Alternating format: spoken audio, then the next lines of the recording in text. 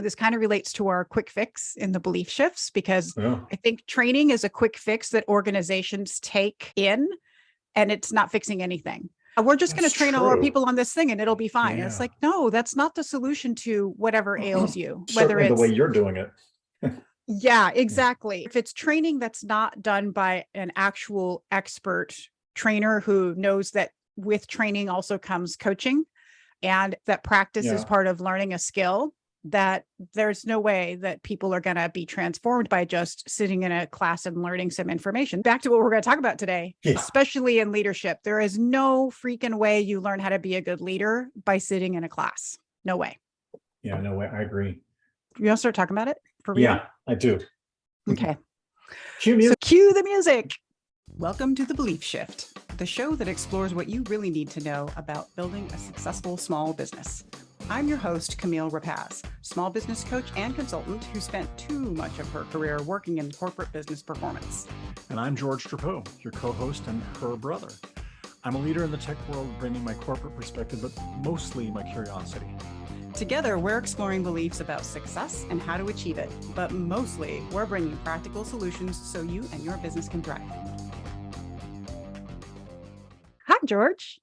Hi, Camille. We're going to talk about leadership. We're going to answer all the questions everybody has ever had about leadership Such in a just high one bar. episode. That's it. Yeah, no problem. Yeah, no problem. 10-minute episode too. That's the thing. Yeah, 10 it'll minutes. be super fast. We overcomplicate leadership. It's no big deal. I know I said that I loved planning. I might love leadership more. I don't know. It's a tie. They kind of go together.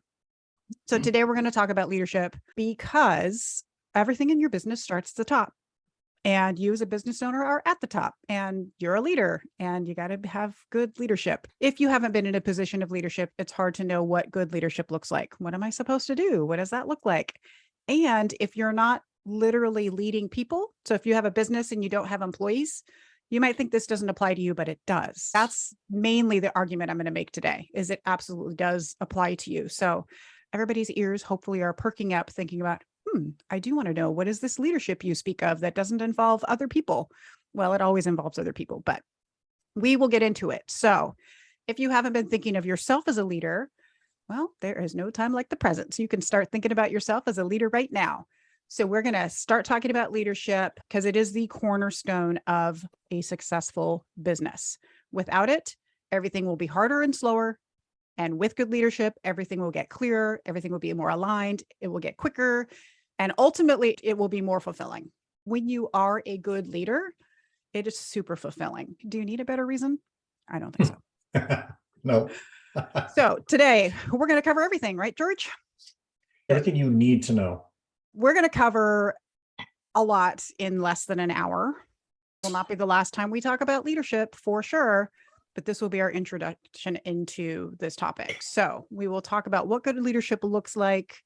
And I do want to pull from our story. So maybe this will be a little foundational setting too for future conversations, to just talk about what your leadership style comes from and looks like, and mine, because it really does frame the conversation around our perspectives on leadership. But it's all in service to how important this is for you to have a high performing business. I'm going to go out on a limb here, George, and I'm going to make a statement that I think you and I are exceptional leaders. Absolutely. I mean, Yeah. that's what I hear. That's what people are saying. I think we're both humble. Almost too humble, really. Well, that's why I'm going out on a limb saying that. Yeah. Trying to be humble, but also we should own it. We have both received enough feedback in the course of our careers to know that we're fairly exceptional in our leadership skills. So let's just own that. Even if we couldn't say that, what's absolutely true and distinguishes how much we care about it. Both of us really care about being good leaders, and that is more than a lot of people take that seriously. That, I think, is such a good point. Yes. One of the differentiators is how much you care about, how much curiosity you have about it. Yeah. I'm always fascinated by how badly people do it sometimes. It's not actually that hard to do it better than what you just did, but you chose that. And why did you choose that? I'm always also just fascinated by the choices that people make as leaders.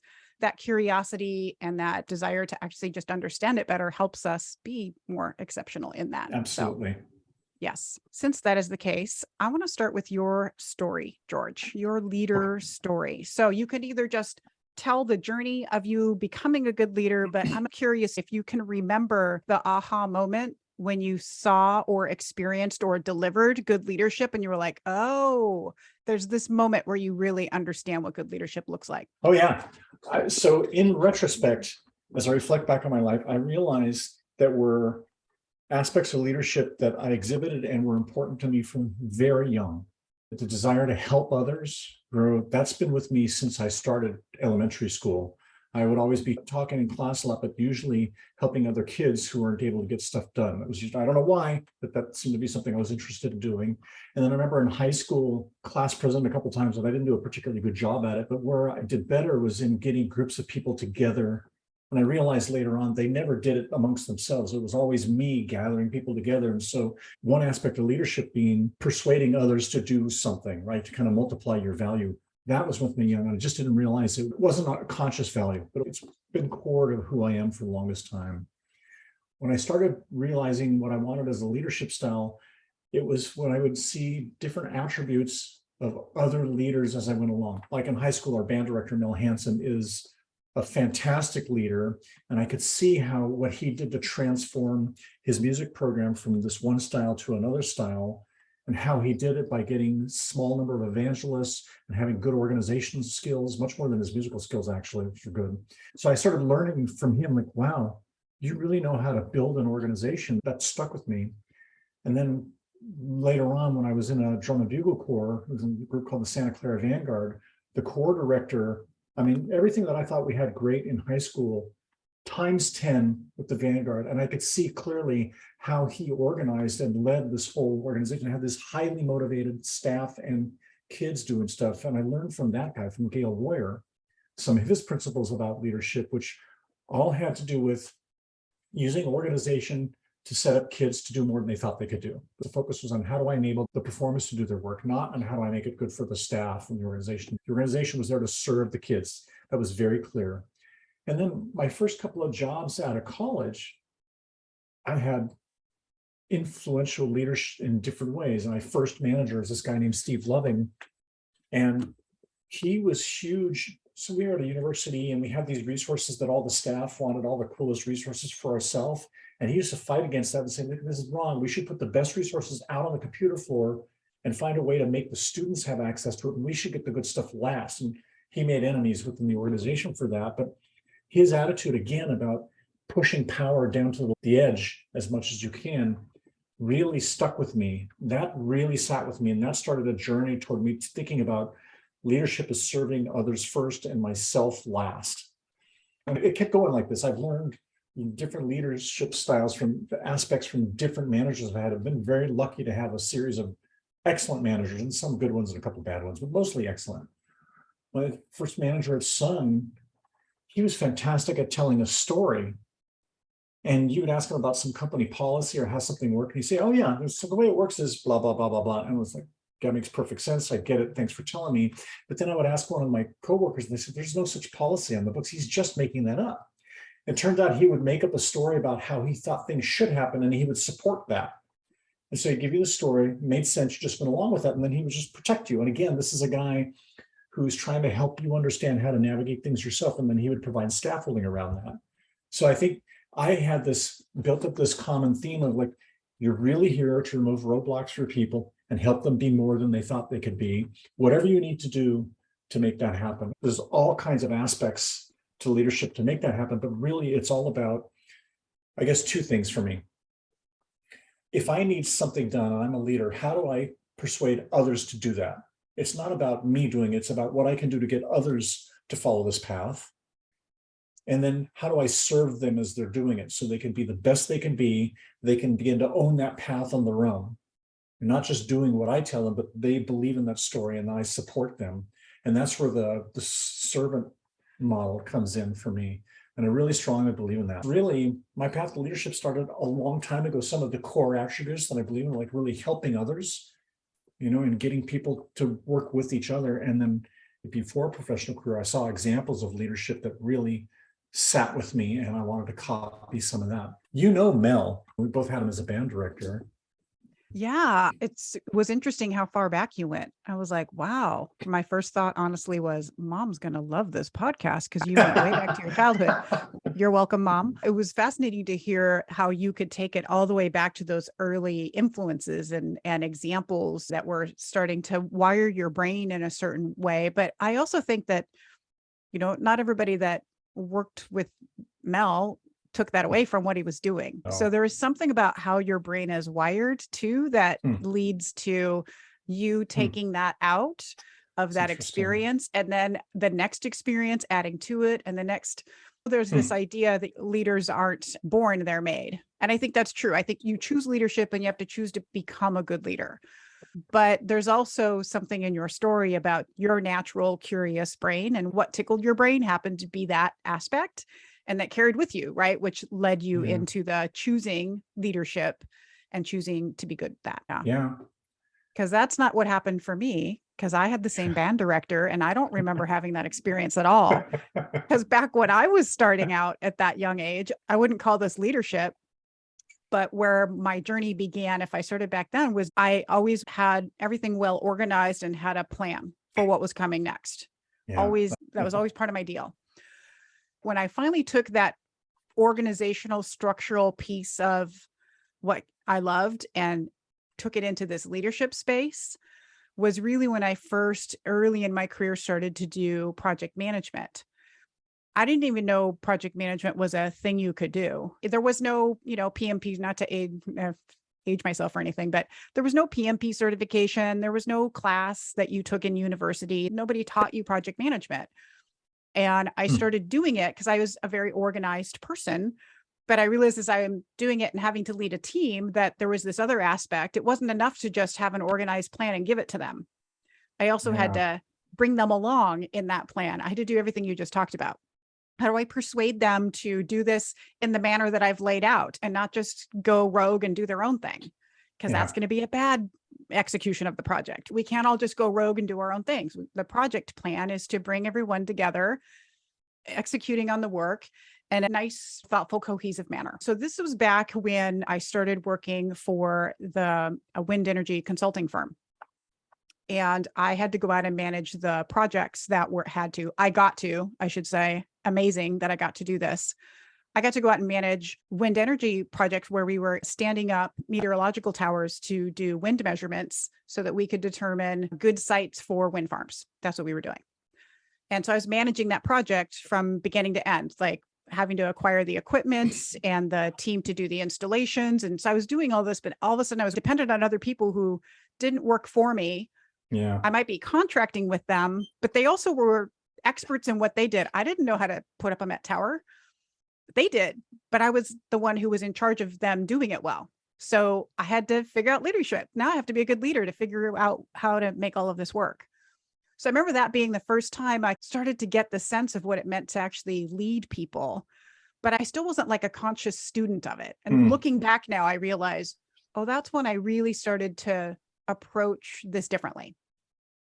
When I started to have my more aha moment of what good leadership looks like is when I started working for a woman named Brailovsky. She was probably the best mentor I had in all of my career. This is when I started doing project management in the tech industry. So I was doing like software implementation stuff and business consulting in that space.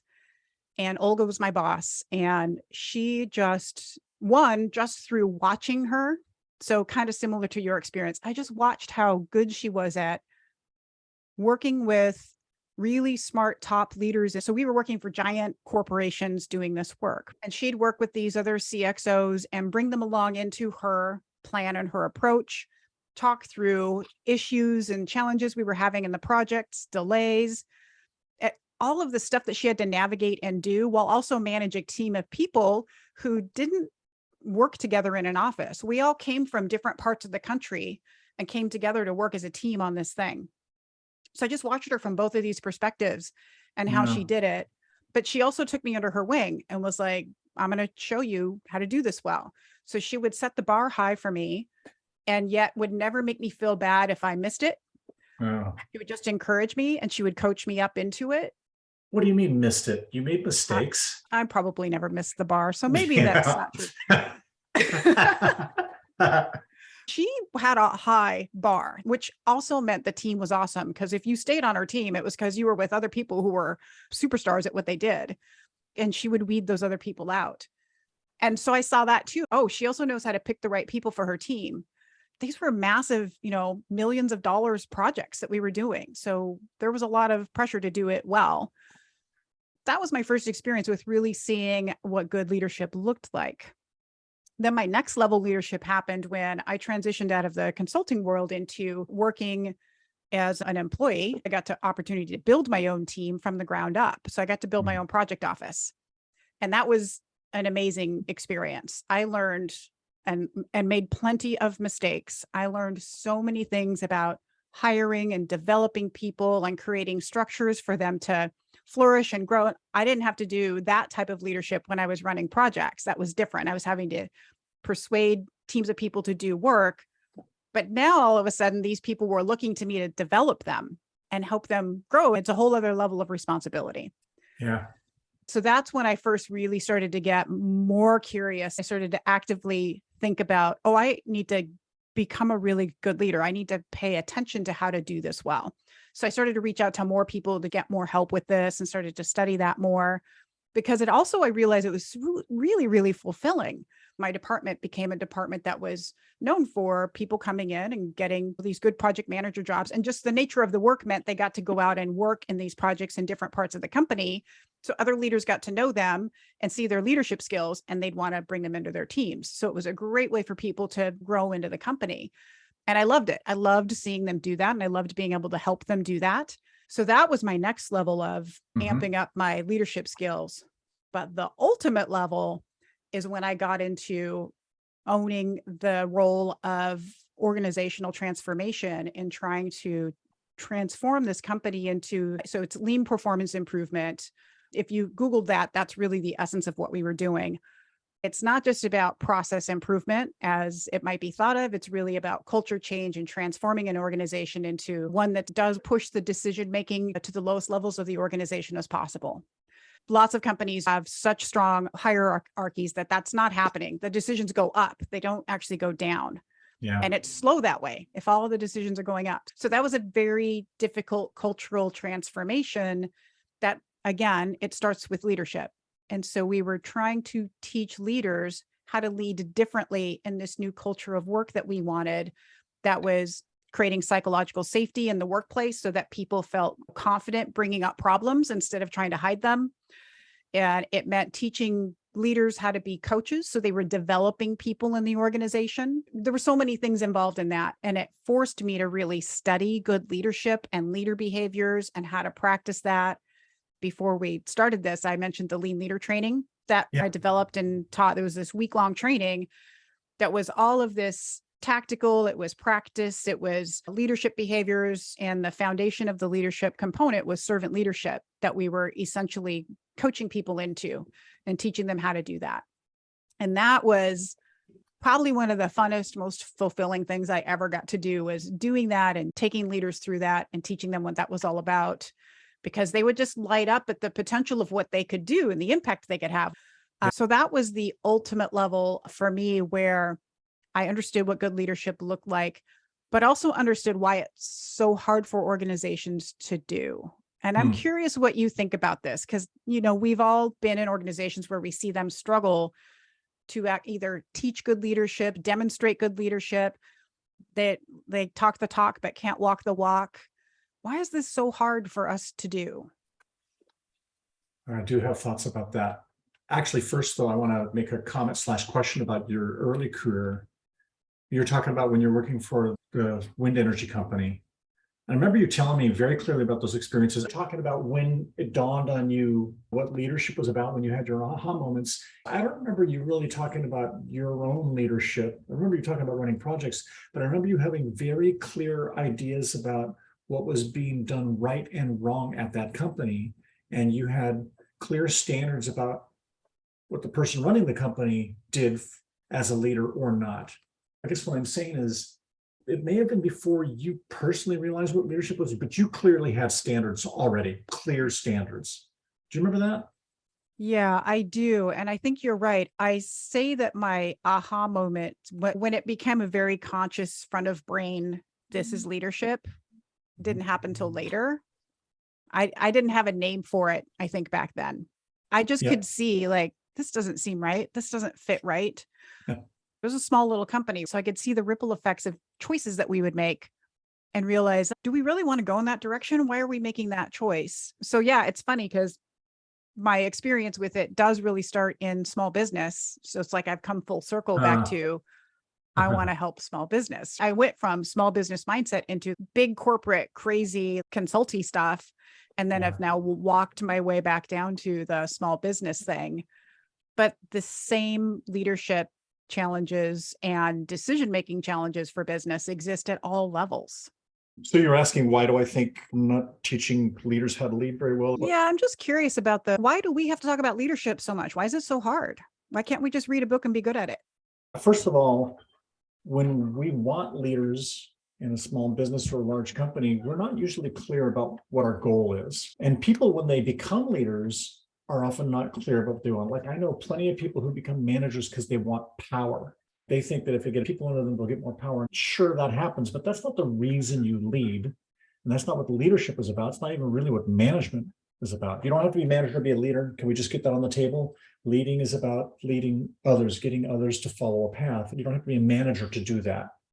So I think a lot of people don't have clear goals about that. People don't think clearly about the training to do that. They think it's too soft a skill to be able to train for that, which we both know is absolutely not true. You absolutely can and should train for it. But a lot of people don't really have a clear idea about that. I could go on, but those are two of my big things about why it's not done better. I'll say one other thing, two other things. First of all, I think as individuals, as just humans, some of us just don't think we can lead. We think it's a magical skill. You're either born to be a general or you're not. People aren't really aware that they can get it, and so they maybe don't seek coaching for it. Those are my thoughts. I agree with all of that. I would want to emphasize the power problem. If I had $1 for every time I heard somebody say, if I was just in charge, as in, if I could just make all the decisions and had all the power, I would fix everything. And every single time my comment back would be, that's not actually how it works. It will be more complicated than you think, not just because you should be serving the people below you, but because the higher up you get in the organization, the more political the job gets.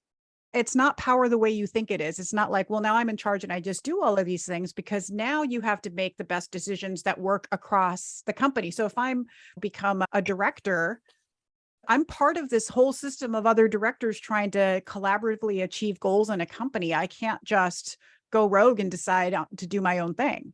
So I think that, yes, the power thing, it's totally a myth. And I think people that do it for that reason are doing it for the wrong reason. And it does not make you a leader.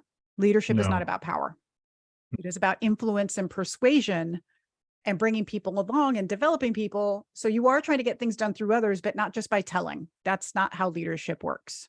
And then when you said about the training and the learning, I run into so many people who just haven't even experienced good leadership. So they don't know what it can do for them. Yeah. Yeah, And absolutely. so I had this little episode that happened. It's a small example, but I think it's a good example of just the way that our brains sort of see the world. So it was this instance with working with podcast producer Katie.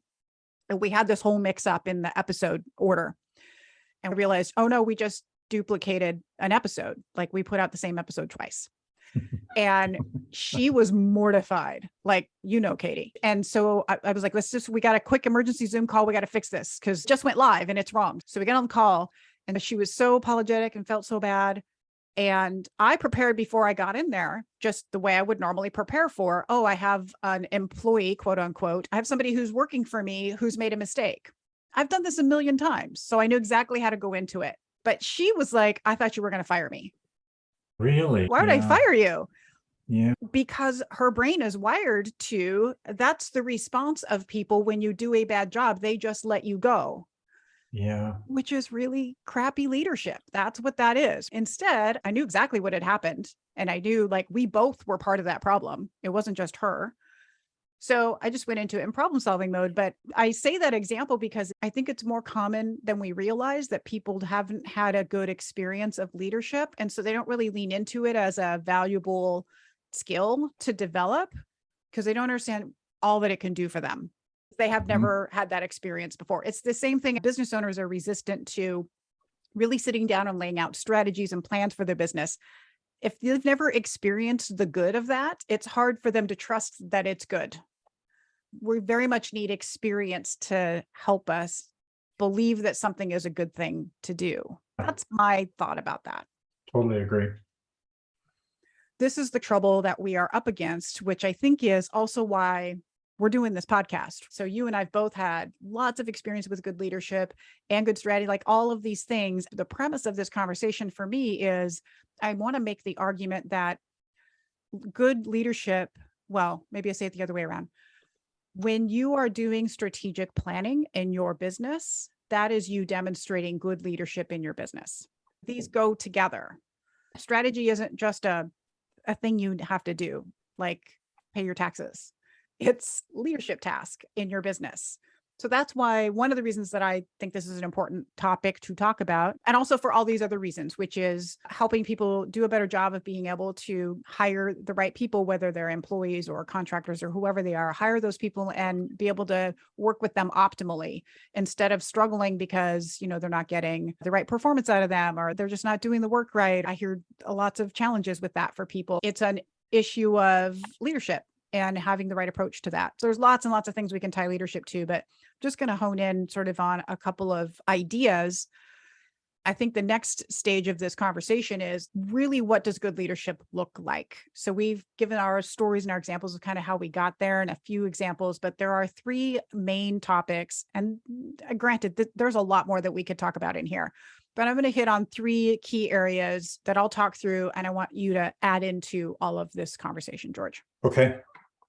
The first main topic in what good leadership looks like, I would say, is good leaders are consistent and their actions are congruent with their words.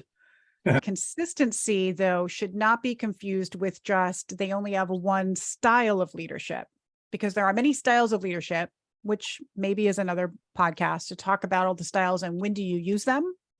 And like we've talked about, servant leadership as being really important. But you can't be a servant leader 100% of the time. Yeah, no way. If there's a fire, you have to take control. There's no servant leadership. Just got to tell people what to do. We can talk more about that, but that's not what I mean when I say consistent is my point. I don't mean just be one type of leader. A good leader, they know when to adjust that style for the situation, but they're also aligning their actions to their words and not just keeping your word, but actually acting in a way that's congruent with the things that you talk about, that you say. Backing it up with actions is really important. So being congruent with the expectations that you've set for your team and for yourself. So not expecting your team to do something different than you. So team, you're supposed to do A, B, and C, and I'll do it some of the time. That's not cool either. Be consistent across the board with that. And ultimately, the worst thing you can do is go rogue and play the boss card. I'm the boss, so exception for me. I can kind of go over here and do this other thing, but I expect the team to do something different. I have different rules. So having different rules that you play by, that's a poor demonstration of leadership. You are going to have different responsibilities than your team. That's different. That's not what I'm talking about. I'm talking about the behaviors and the expectations that you've set as a team or a group. And that just because you're the boss doesn't mean you get to break those rules and do something else. So that's my first category. I've thought about this a lot in the past couple of years. I'm an older parent. I got started late. I was 52 when we got Avi into our lives. And I wonder if I'm a better parent because I've spent time leading people, or if I would have been a better leader earlier on if I'd become a parent. Because a lot of these same things apply in parenting. One of the great things that really helps you when you're raising at least a small child, ask me again in 10 years, is consistency. When we set out a consistent plan where Avi knows what's happening pretty much every hour, it's actually not constraining, it's helpful. He knows how the day is going to go. You communicate plans in advance, tell him what's going on. You give him structure, consistent structure. It's easy. One of the hard times, we've talked with you about this, we went on vacation earlier this summer, and when you were asking how long could we stay, I said 5 days, because after that, even as regular as we make those days, it's outside of his normal plan. He starts to get off. He needs his consistency and structure. I sometimes wonder if I had become a parent in my early 30s, that would have accelerated my leadership abilities, or like I said, reversed, because I'm consistent in my leadership. I think that's helped me be a better parent. I really don't know, but I guess what I would say to you parents there who don't think of yourselves as leaders, you definitely are. And if you feel good about how you are as a parent, you have a clear vision, then steal from that. A lot of that applies to leadership, especially servant leadership. Such a great example. And I love this idea too, that leadership isn't just in business. We tend to think of it that way, but you choose to lead at any point in time in any scenario. Certainly as a parent, you're demonstrating leadership skills, but so many other places where there's an opportunity for you to just step up. And it's not I'm going to take control of the situation even. It's just, am I going to be the leader? I think the other thing about leaders is that leaders are the ones who will tend to do what others are unwilling to do, which is that step up and either say the thing that everybody's thinking, but nobody else is willing to say, make that move that other people aren't willing to do, get to that next level of consistency that others are not ready to go into. All of these things are really what make you a leader, is you are willing to just go that extra step, give that extra bit of help to those other people.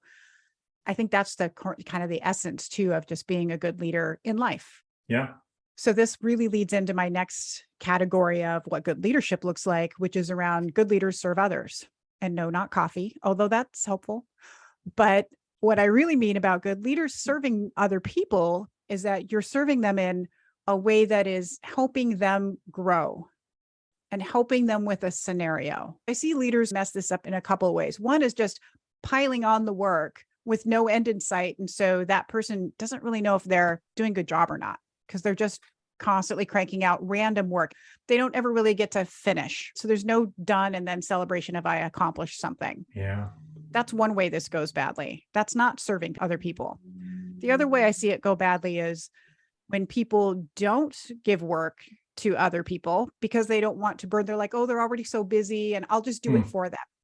Well, now you're just taking away an opportunity for them to help you. And people like helping other people, especially if there are people that work in your company, but just in general, people do like to help other people. And if you don't ask or offer this opportunity for help, then you're not creating a space where you can help serve them by them serving you or this greater good. There has to be a conversation about that. So you need to have enough respect for these other people that you're going to challenge them with some work so that they can grow and develop and help others and get to their next level of performance. And if you don't do that and you only ever give them stuff that's actually either in their wheelhouse or that you feel is not overburdening or straining them, they're never going to get to another level of performance. You have to have a little bit of struggle and tension in order to improve, right? Yeah. Being able to give good feedback is another part of serving others. Can I give good feedback in a way that helps them improve while also building their confidence? Sometimes that's negative feedback, but you can give feedback about where somebody messed up and build their confidence at the same time. And yes, that is something you can learn how to do. Back to your whole point about people think they can't, but you can be. Like, I can show you how you do that. I can coach you into how to be that kind of leader. Yeah. And then learning how to, as a leader, be a good coach and show how do I help this individual tap into their own potential, which it helps if you're actually looking for that. What do I think this person's potential is? What do they think their potential is? And then how do I help coach them into tapping into that? That's part of I'm serving them by helping them develop the skills that maybe they haven't tapped into yet. So if you don't challenge and you don't coach people in this way, they're going to struggle to rise to your level of expectation. So if you have people working for you that aren't meeting your expectations, most of the time, not all the time, but most of the time when I hear people complain about this and I dig into it, they have not given those people the type of feedback that they need in order to even get close to that expectation. You have a completely wrong expectation of what this person should be able to do for you because you've not even expressed it, much less coached them in it. Yeah. That's what serving others actually means. And this is also where in a previous episode, I brought up the idea of humble leadership. And I do want to have a whole conversation about that later. So I won't get into it too much now, but this is where this humble leadership idea comes in. And humble leadership is a component of being a servant leader. They're not equal, but you've got to be humble to be a servant leader. But it is this idea of, how do I have enough humility in this scenario in order to really help this person develop and grow into this space and feel, again, that psychological safety, feel enough of a comfort level to go in. The only way people are going to grow is if you let them make mistakes. If you want them to deliver a perfect product, then you want to hire robots. If you want people to come and grow and develop, you have to leave space for mistakes and problems to show up, and then give them a chance to improve through that and make the space for that as well. That is ultimately what I think serving others looks like.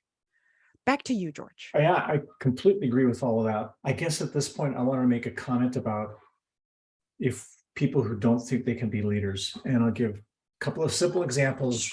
I can prove to you that you either already are a leader in some way or you can be.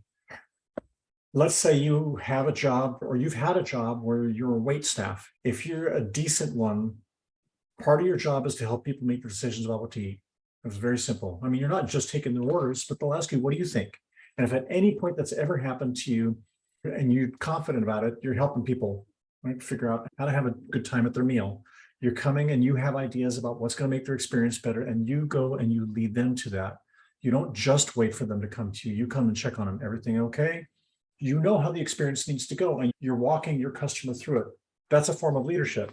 You can take that form and you're serving others, and you can take that and apply it to leadership.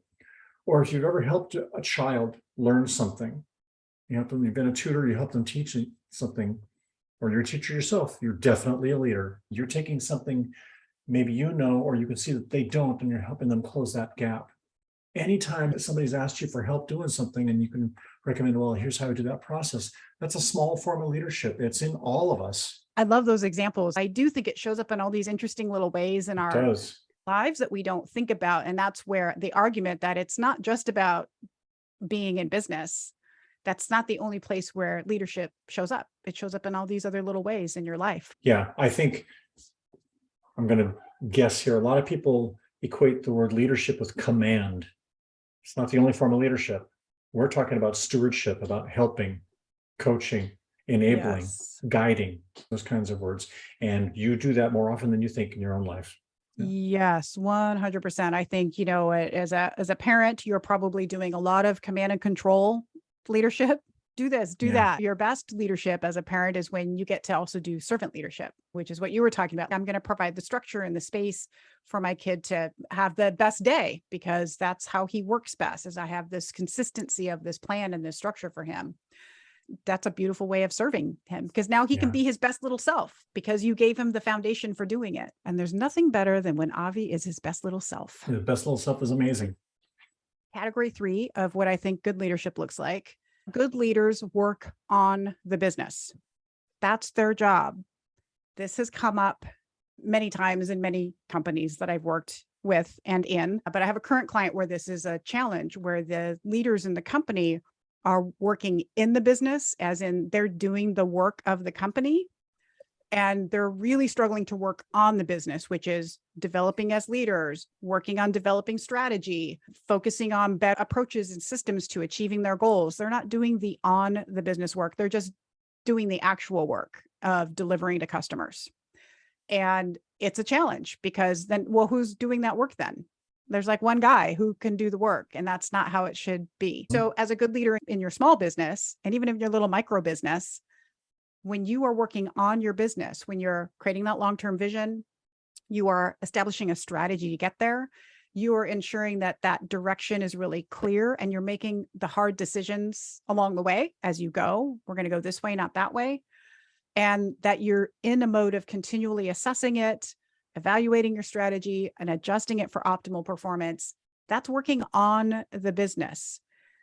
Part of that too is the performance improvement within that business. Are we improving our basic processes of the business and structures and all of that kind of stuff? This is all the working on how the business operates as a whole, as opposed to delivering the services that my business provides. That, I think, is a form of leadership that is highly overlooked, but I would call that leadership. Yeah, me too.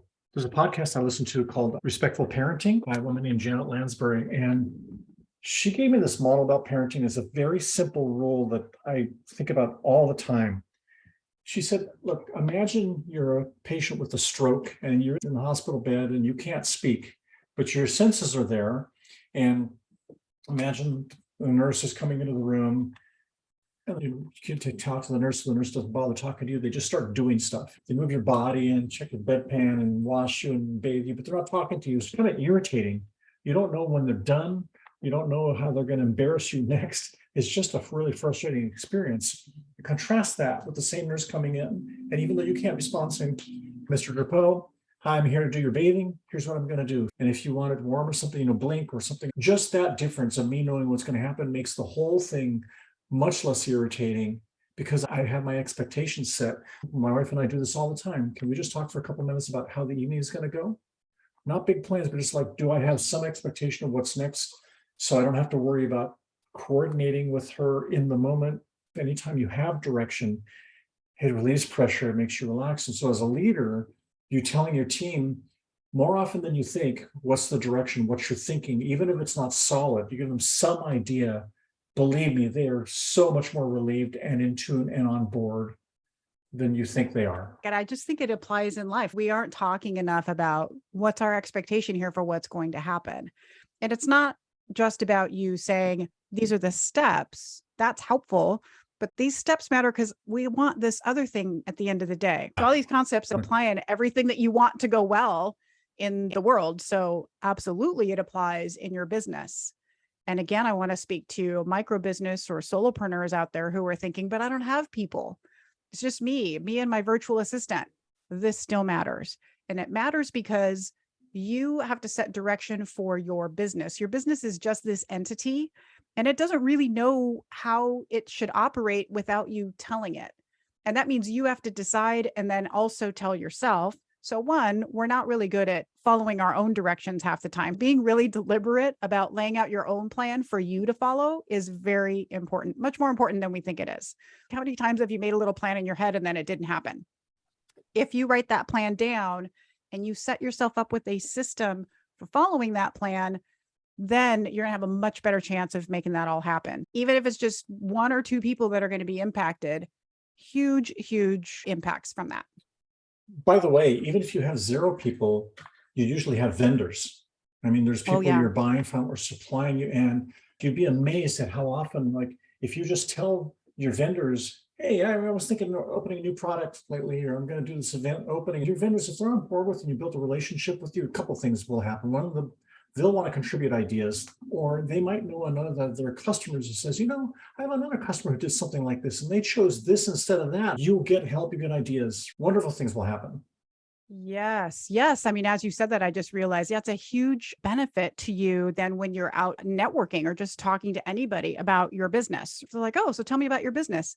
If you can lay out a vision and a path for what you're working on, like you said, you don't know what kind of conversation is going to come up. If you're just like, well, I just have this whatever, and I'm kind of whatever. It's hard for people to get excited about the whatever, right? I've had this happen where I'm talking to somebody. Tell me, what are you hoping to do with your business? Oh, like it's the best question ever. And I start describing, ultimately, I want to be able to do this and that for people. And I'm excited just listening to you talk about it because I was so clear about the vision of what I wanted to do. And then they want to help. They're like, well, tell me if I can help in any way I want to. So it matters in so many ways that you get really clear about that direction and that approach that you want to take. And then talking about it and using it. Don't just create a vision board and think like I'm done. You have to have this vision that you're constantly also working and massaging and improving on because it'll change as you go over time. And I also think that's the joyful part of getting to own your own business is you get to do that. You don't really get to do that when you work for someone else. You might get to contribute if you're lucky, but when you own your own business, I could decide if I shut this thing down right now and open up a cupcake shop, which kind of sounds awesome, by the way, but I'm not going to do that. Sound awesome. I know. Actually, they'd probably be pupcakes. I already have the mascot, Zoe, the mascot. So those are my 3 big, what does good leadership look like?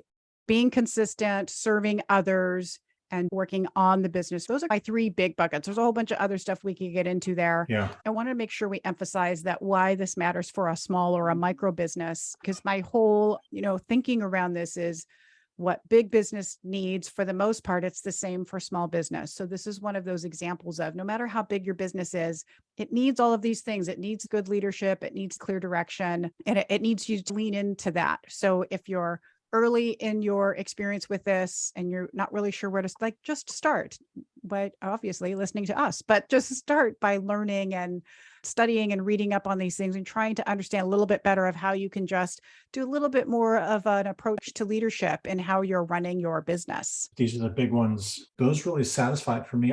There's one other thing I'll say when I'm in a team. I make a basic assumption that most people want to do a good job. I don't assume people are lazy. I mean, people try to game a system that's getting out there, but that's not what they're about. Most people, they want to have work that they feel good about, that uses their skills and gifts. I start out with that basic assumption that people are basically on the good side. And if I start out with that way, there's a whole bunch of leadership behaviors that become easier to do, and there's a whole bunch of leadership behaviors that are just not important to do. If I assume, look, hey, you just want to do a good job, then my question is, how can I help you be happy doing a good job? Not like, how do I make sure you're doing what I tell you what to do? Unimportant. I don't like using the phrase assume positive intent because it's overused, but basically I assume people are good and they want a good job, they want to do good work. I think that's such a great point. I think the words get overused, the thinking gets underused. The thinking that there is positive intent on the other side, whoever it is that I'm engaging with. And that goes for even if you're hesitating to ask someone for help because you're like, oh, I don't want to burden them, or they're going to think it's silly or whatever. No, most people do want to help. So if you're struggling to step up into that space of leadership where you're like, I need to reach out, need to be humble enough to ask for help in this space, that's a place to really lean into that leadership. That is a form of servant leadership. I am giving them an opportunity to do something they already want to do. They're just waiting for somebody to ask. Yeah. Right? Yeah, absolutely. So my closing thoughts on this topic, I'm going to hone in on this idea of setting the direction. Setting the direction and how that's essential for your business, because strategy work is leader work, and setting that direction and working that plan is leader work, and assessing the plan and adjusting it to improve the performance of the business is leader work. So these are all the things that will help your business performance get elevated if you lean into that as my job as the leader of this company. If you feel like you're constantly just trying to push your business forward, it might be time to think about this a little differently, get out in front and lead your business forward. And it starts with doing that strategic planning work and how you're going to execute that in your business. That's all I have for today. Any last thoughts before we drop off here, George? Nope. I've said everything I wanted to say for now. For today, this is enough. All right. Thanks. And we'll see everybody next week. Bye, everybody.